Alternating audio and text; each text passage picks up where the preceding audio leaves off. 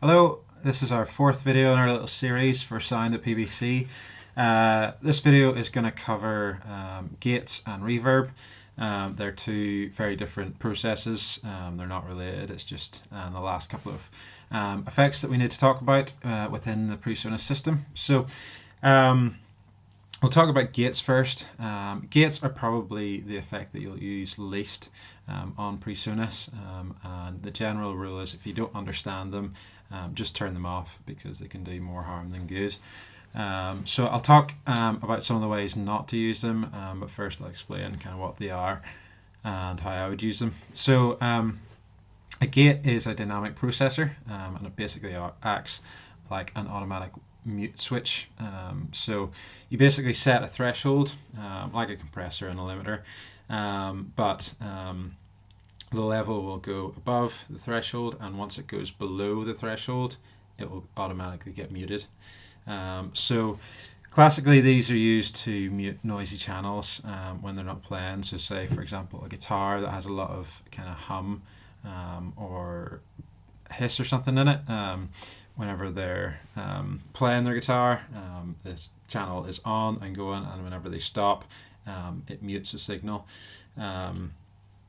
so that you can't hear the hiss. So that's actually quite problematic for a few reasons that I'll cover in a minute. So I wouldn't use a gate like that. The only thing that we'll use gates for are toms. So tom drums, you can see on the screen which the tom drums are there. So we use clip-on microphones for these, which sit really close to the drum skin. And tom drums tend to resonate with the rest of the drum kit, which kind of creates this undesirable low drone sound. So instead of muting the tom mics and then every time that the drummer's playing the toms we unmute it, we can use a gate to do that automatically for us.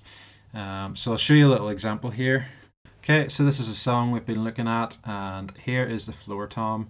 I've boosted the signal so you can hear a bit better. It's soloed and you can hear quite a lot of resonance here.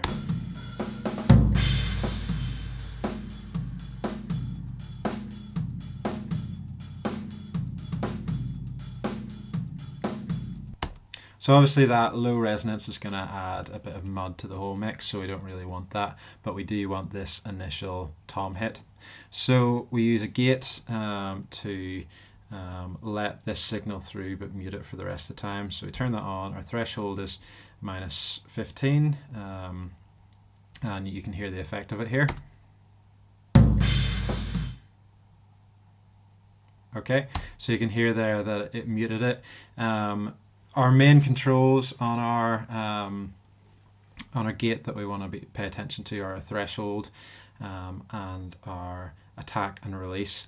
So quite short attack and then a little bit of a release just to let the tom drum ring out. So you can hear that quick attack, and then it holds the gate open for a little while and then closes it. So I'll play that again.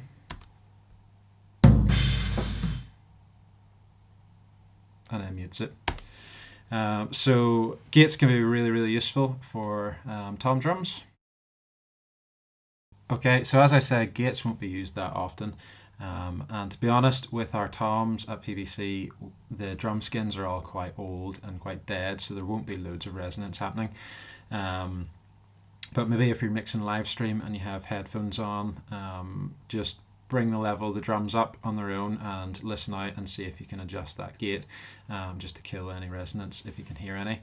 But yeah, if in doubt, turn all your gates off, because I'll go over some potential issues that gates can cause. So using gates can be problematic, and it can actually draw attention to noise if you're trying to use them to eliminate noise. So an example of this is on a pastor's mic. So if you use a gate to try and stop noise, you end up with noise cutting in and out. So whenever he talks, there is noise, and every time he pauses, the noise is muted. And in this case, the noise is actually less distracting if you just leave it on, because people just get used to the sound of it and zone it out. And this same thing applies to singers' mics. So I wouldn't use a gate to eliminate noise on a channel. because you end up with a more distracting noise.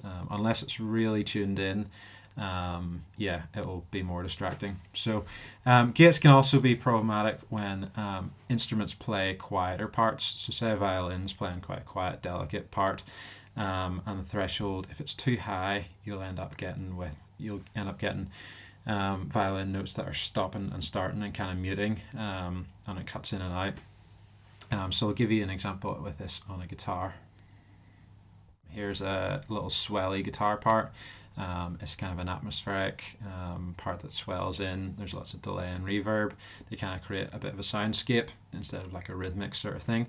So I'll play it to you without the gate so you know how it's supposed to sound, and then I'll play it to you with a gate on, and you'll see how it cuts off the sustain and cuts out the start of the swell in. So without a gate.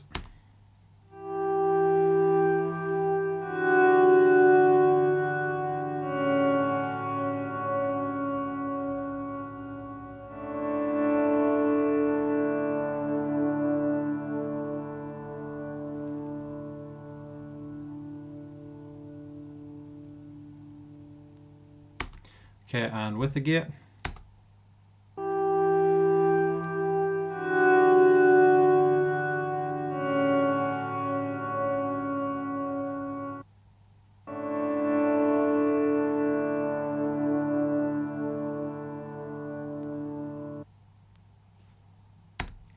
So you can hear how it totally ruins the effect of that, and the same can apply for violin parts, for guitar parts, for keyboard parts.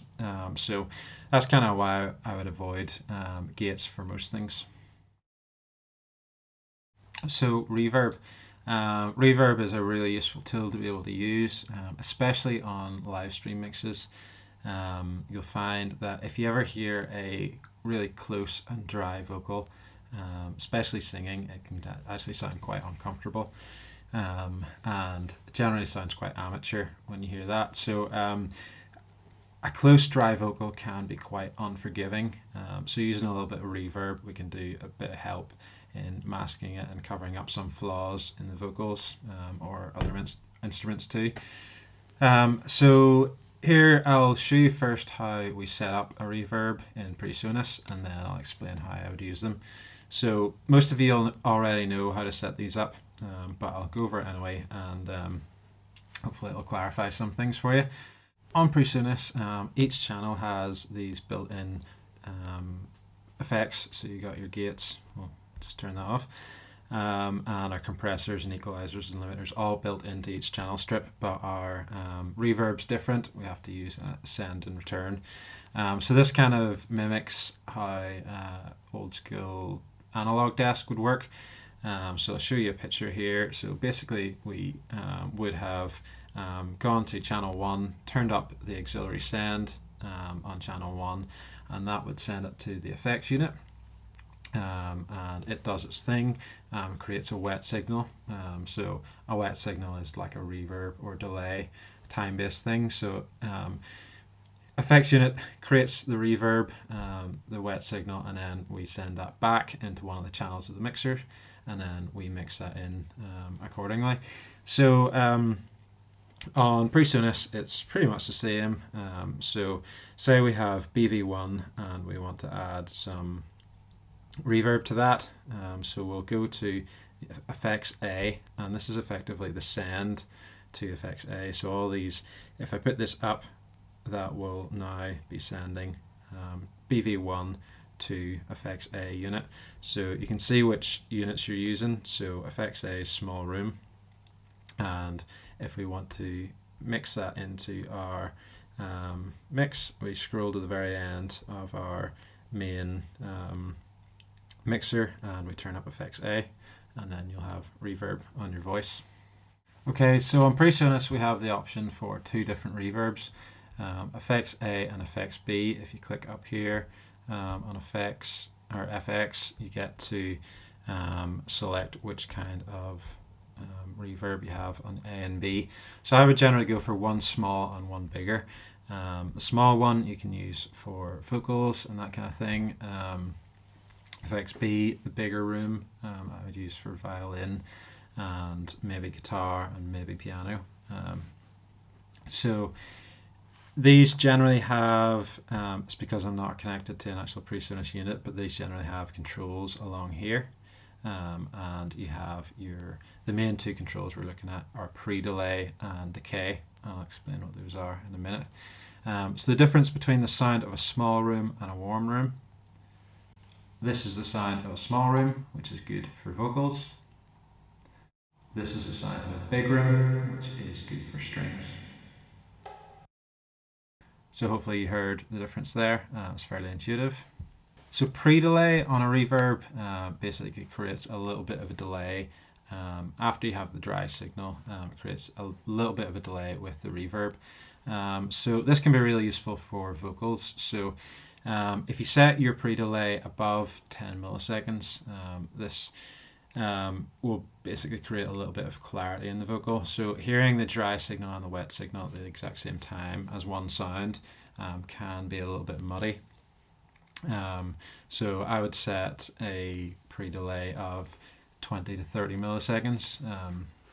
Psychoacoustically, our brains can't perceive anything below 10 milliseconds.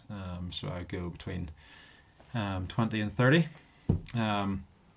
So our effects B, I said about using a bigger reverb. So a bigger reverb that has a longer decay or tail. It just lasts for longer. So effects B I would use for strings and maybe guitar. If the guitar is sounding really kind of close and has that sort of quacky piezo pickup sound, you can put on a little reverb there. And sometimes on the synth channel, when they're using string sounds, reverb can be really nice on that. So a bigger hall sound is good for this stuff. With a string quartet, whenever I mix them, I put quite a lot of reverb through effects B, so a bigger reverb, and it sounds less like individual close mics on each instrument, and it sounds more like they're all playing in one room and you're hearing them from a slight distance. And in that example, we'd want to use a short pre-delay. So on your effects B, I would go for a really short pre-delay, put it at basically 0. So whenever the strings play more staccato things, so short rhythmic notes, there's no kind of weird delays between those. So the main takeaway for reverb, this is the thing you need to remember, is that always use reverb on violins, especially whenever they're using a pickup, like piezo clip-on pickup onto the microphone. It's attached directly onto the wood on the top of the violin, and it actually sounds really unnatural with no reverb. So just this is for live and for live stream. Use a little bit of reverb. It'll just make that piezo pickup sound a little bit more natural. And even if they're using a microphone from a little bit of a distance, it'll still sound really good to put reverb on there. Okay, so that's everything covered with gates and reverb. If you've any questions about this stuff, just let me know.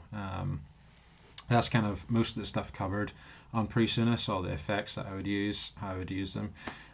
So if you have any questions about any of the other videos, send me a message, and I'm happy to make more videos explaining other things in greater depth, or if there's more things you want me to clarify. Or if you see me on a Sunday morning, feel free to grab me and ask me about something or get me to listen to something. And yeah, thanks again for watching.